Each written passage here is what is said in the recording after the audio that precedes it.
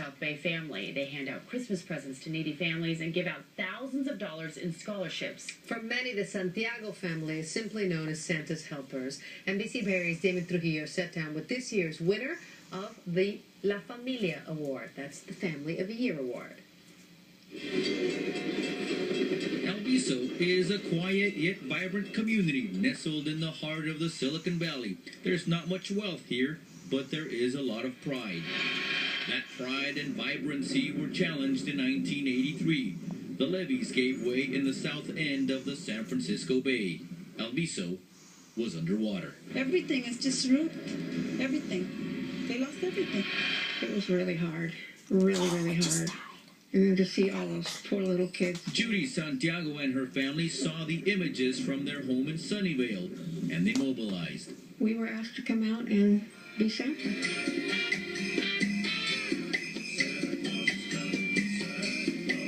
Joe Santiago put on his Santa suit that he used when visiting shelters and community centers. Judy became Mrs. Claus.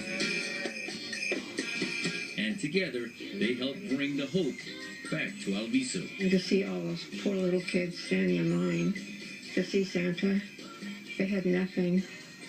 We left there, you know, and the first thing my husband said was, "Oh gosh, Mom, I hope someday we can make enough money to buy him a present." The Santiagos have been delivering presents for 29 years now. 4 generations of the Santiagos are now Santa's helpers in Alviso. When I go to Alviso, I help out with the toys a lot. It's like part of what we do during the holidays. It's like that Saturday. I don't know. No one ever pushed us to do it. I think we wanted to. It was fun. Judy and Joe were both single parents. He had 4 children. Judy raised 3. And it was not love at first sight. Joe coached the baseball team against Judy's son. I can remember one day Joe came out of the dugout, and he was a rival coach. She basically yelled at him, told him to go sit down and be quiet. Chased him back into the dugout.